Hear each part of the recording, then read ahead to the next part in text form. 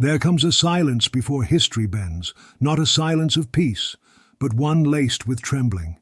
It is the stillness before a fault line breaks, the hush before the heavens roar. You've felt it, in the unease behind headlines, in the restless turning of nations, in the way your spirit no longer settles, even when everything around you pretends it should. Israel stands on edge, not just in the physical, but in the prophetic. The covenant land groans again, caught in an ancient war that was never about politics, but about thrones.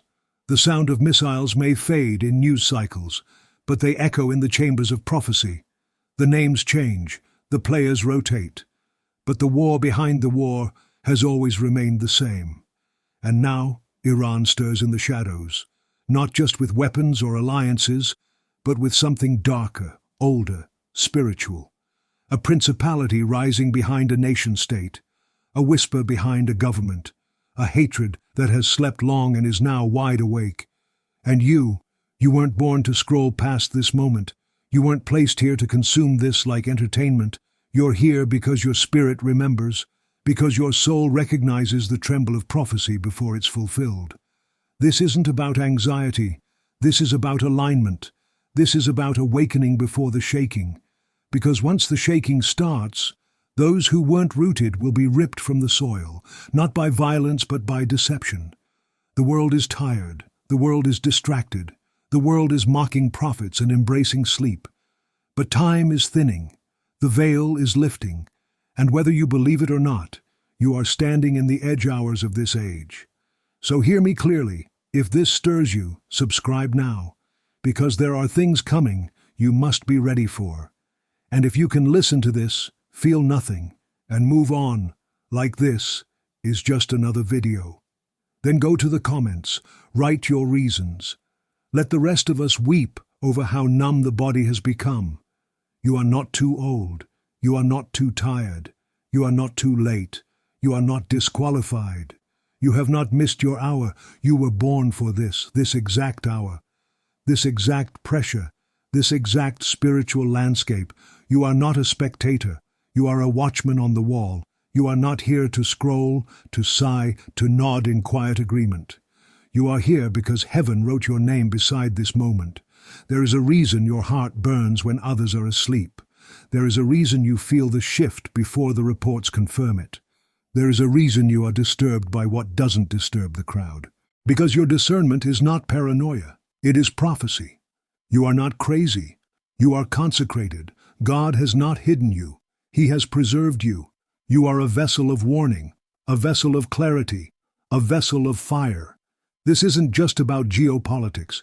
It's about the groan of the bride waiting for the bridegroom. It's about the shaking of every idol and the revealing of every false peace. It's about your voice, tuned not to culture, but to the cry of the Spirit. You're not insignificant. You're a trumpet in the hands of God. You're not irrelevant. You are oil in a generation that is running dry. You're not too late. The final chapters are where the fiercest warriors rise. You are not called to entertain. You are called to expose, to illuminate, to intercede. You are kept alive not to watch history, but to shift it in the Spirit. You may not be on a stage, but hell knows your name. Heaven watches your obedience, and eternity records your alignment.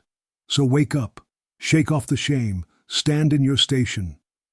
Because the King is coming, and he is watching his watchmen. Warriors don't sleep through alarms. Subscribe now, or go to the comments and tell us why, in a generation drowning in deception, you chose silence instead of sounding the trumpet. You think it comes with a bang. You think darkness kicks the door in, loud and clear. But no, the collapse always starts in comfort, in the little agreements, in the small exchanges, in the soft edges of compromise that no one sees but heaven. It begins when you start trusting what the screen says more than what the Spirit whispers. When the news cycle becomes your prophecy, when the headlines move you more than the word does, you hear of war and rumor and fire, but your first instinct is not prayer, it's panic. Your first source is not the throne, it's the trending tab.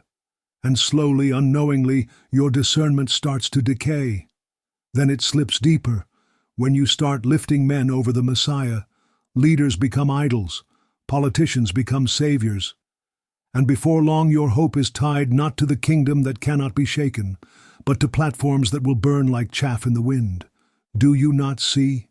It's the slow drift that steals your fire. You start scrolling through judgment like it's entertainment. You hear prophetic warnings and keep eating your dinner. You watch the signs of the end the same way others watch celebrity drama. This is not just distraction. This is desecration. You are scrolling through sacred things. You are yawning at the groan of creation. You are numbing yourself with comfort while prophecy knocks at your door. And then tolerance. But not the holy kind, not the love that bears with truth. No, this is the kind that confuses compassion with compromise. You let confusion in because it dressed like kindness. You silenced your convictions because culture called them cruel. And now, you scoff at prophecy. You call urgency fear-mongering. You label discernment as judgmental. What you once wept over, you now joke about. What once sent you to your knees now scrolls past your screen. You are entertained by what you used to cast out. You replaced the sacred with the soothing. You traded the eternal for the easy. You quieted your spirit in exchange for applause. And now, you're exhausted, but not burning. Informed, but not transformed. Plugged in, but completely unplugged from the throne room. This is the subtle darkness before the collapse. It does not shout. It sings lullabies. It does not threaten. It offers comfort. And that's why it's killing you. The world isn't stealing your fire. You gave it away. One compromise, one click, one dismissal of conviction at a time. But you don't have to stay here. If any of this hits you, don't run. Repent. Don't pretend you didn't feel it. Don't harden your heart because the voice was too sharp. You know you need fire. You know you need cleansing. You know you need to wake up before the shaking gets worse. Subscribe now, not for the channel, but for your soul. Because this might be the last call you hear before the collapse. And if you still feel nothing, still won't subscribe, then at least write in the comments and confess it. So we can pray over your delusion. Because silence in this hour is agreement. You are not retired. You are not sidelined. You are not waiting for permission. You are being refined. Do not mistake this quiet season as punishment. This is not delay. It's divine preparation. You've been hidden not because you're weak, but because what's inside of you is too weighty to waste on shallow platforms. God doesn't release generals in peacetime. He waits for war. And the war is now. You feel it, don't you? The pull, the weight, the holy ache that tells you you're meant for more than spiritual survival, more than inspirational quotes and Sunday routines, more than ministry as performance or influence as identity. This world does not need more gifted personalities. It needs burning altars. And you are the altar. Look at Daniel, surrounded by empire, suffocated by culture, pressured to bow. And yet he fasted, he prayed. He stood when everyone else feasted at the king's table. You think you're outnumbered, but heaven has always done more with the few who burn than the crowds who drift. Look at Paul, in chains, yet unshaken. Beaten, yet unbroken. He wrote Revelation while bleeding. He sang in the midnight hour. Because power doesn't come from comfort. It flows from consecration. Look at John, exiled to die alone. No stage, no followers, no applause. And yet, heaven opened. He saw what others couldn't. Because isolation is often the birthplace of divine intimacy. Do not despise this season of obscurity. This is where God forges warriors, not in spotlight, in secret. You've been told you're too sensitive, too intense, too emotional. But the truth? You feel deeply because you're called to carry deeply. The groans that wake you up in the night. The burdens that won't leave your chest. The unshakable sense that things are not okay. That's not anxiety, that's assignment. You are discerning what others ignore. You are hearing what others drown out. You are sensing a clock that does not run on earthly time.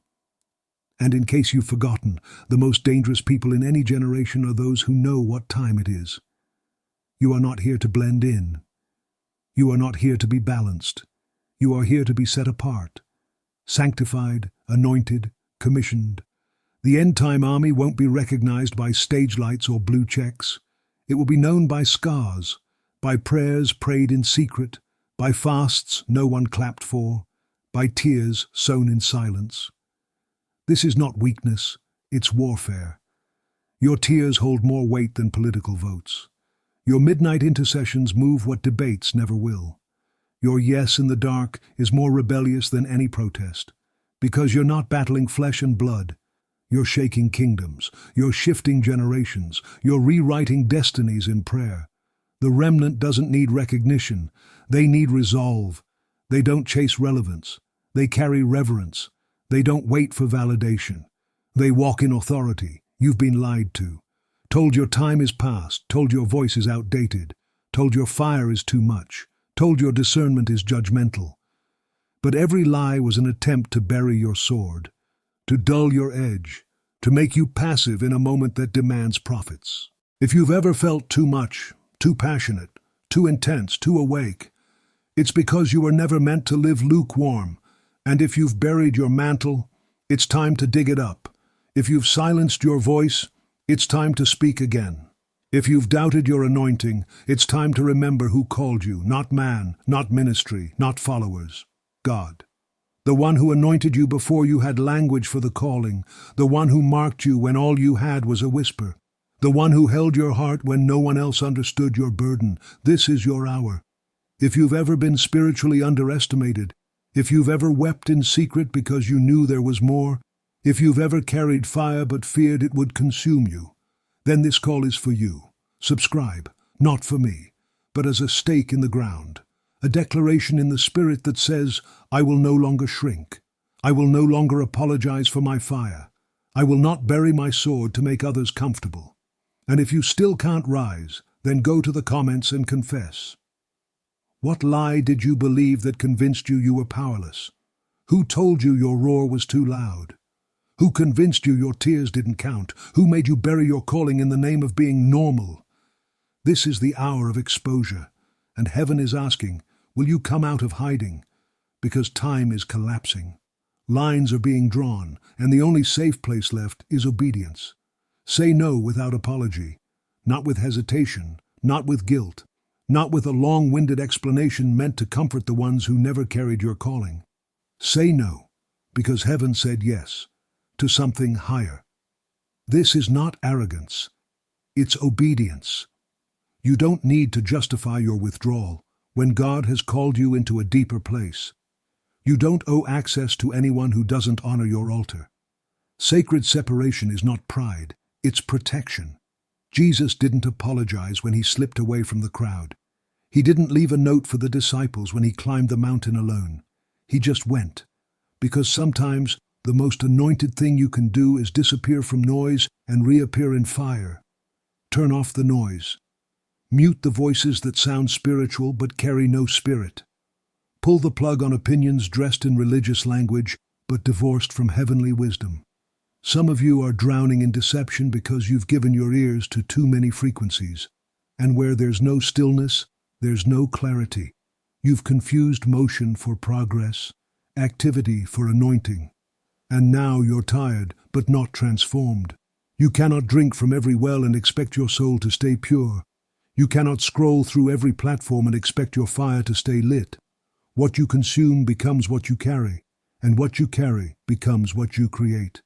So if you wonder why your spirit feels cloudy, check your intake, check your margins.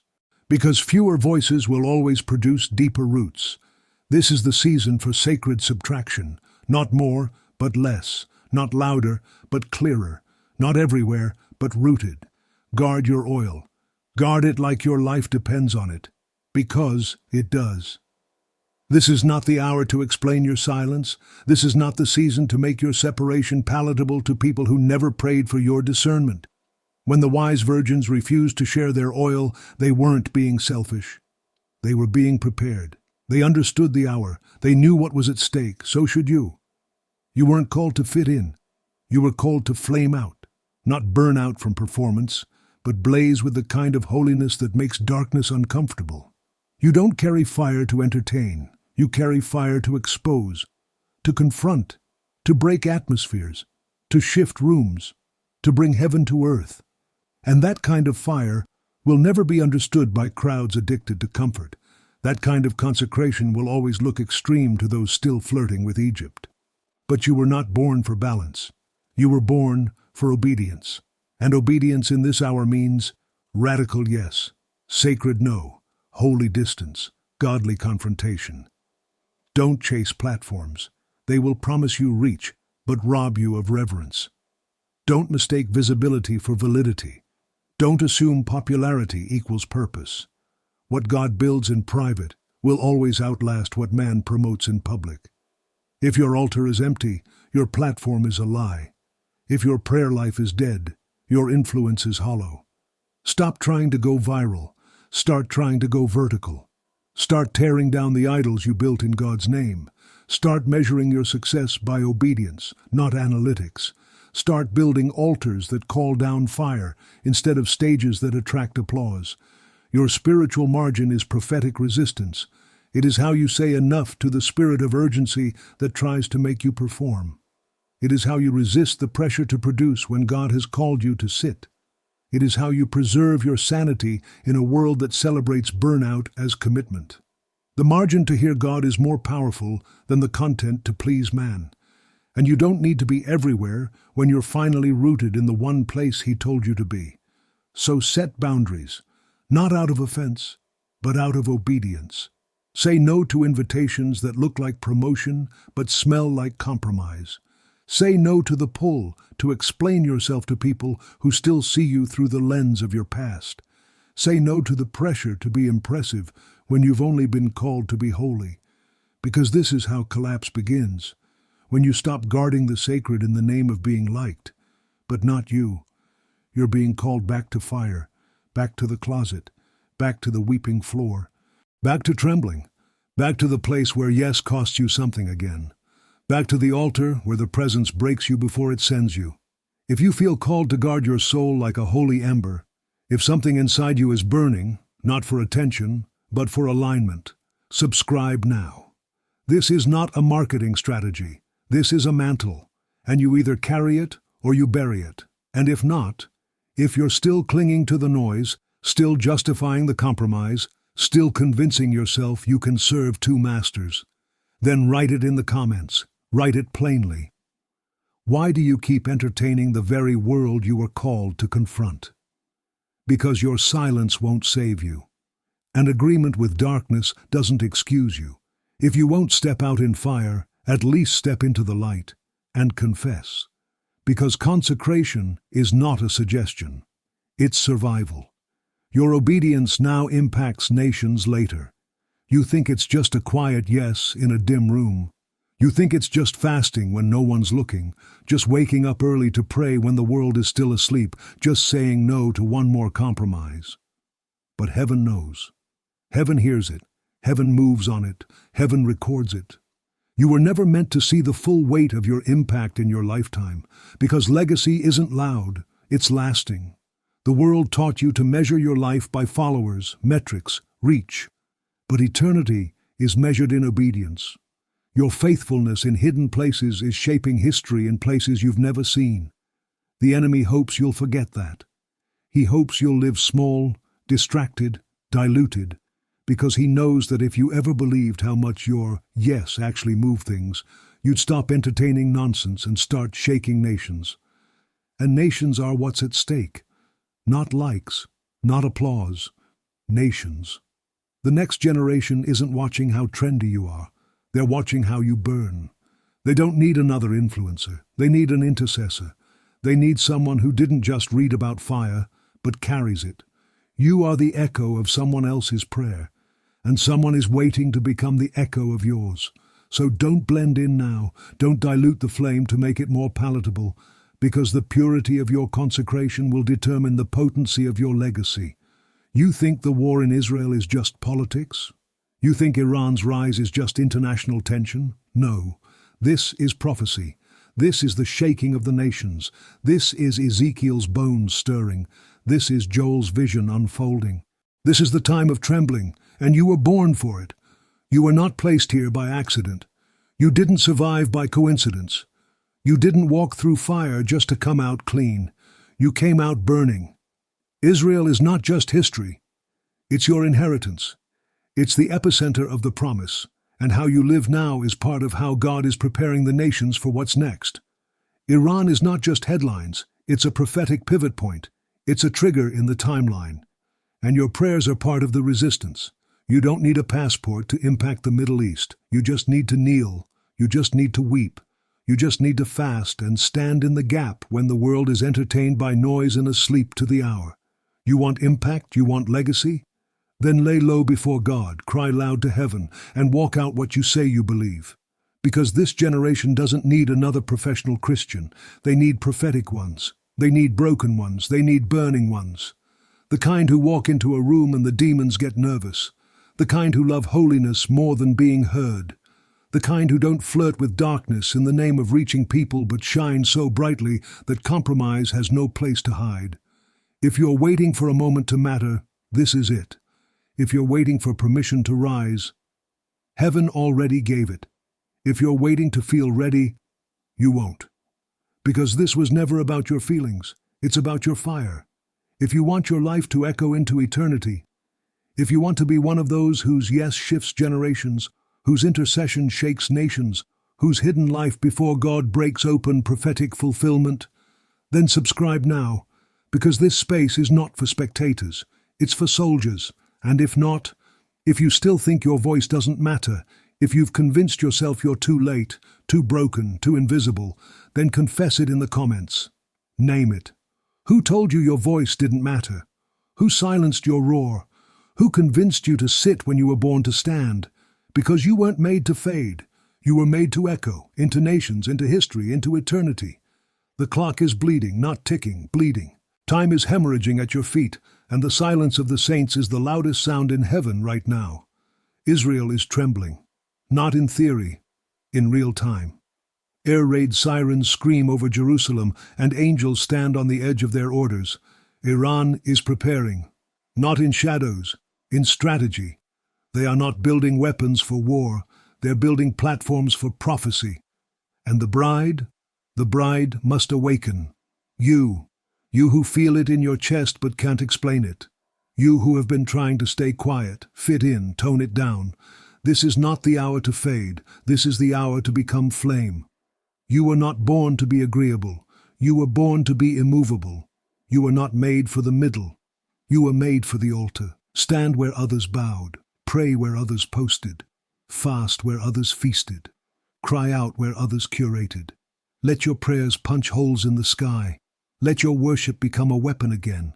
Let your tears return to your cheeks. Let the word leap off the page and become a fire in your bones. This is not just content. This is commissioning. This is a call to arms, not clicks.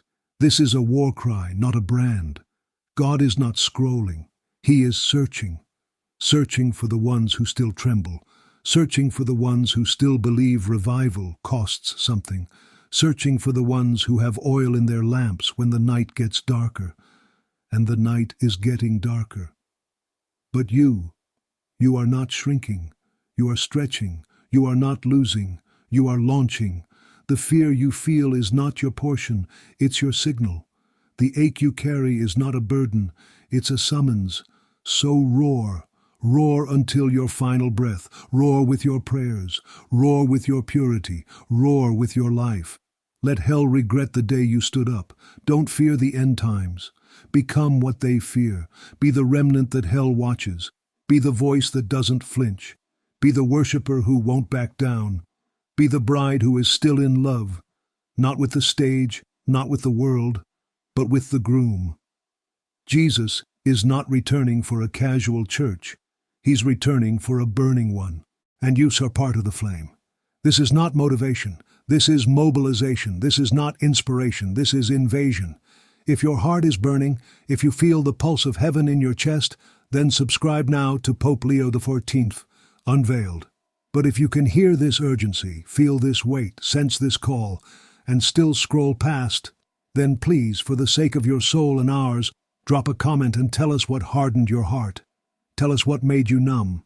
Tell us what silenced your cry, so we know how to pray, how to intercede, how to war for you until you remember who you are.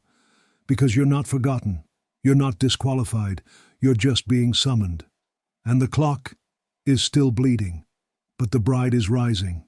So rise.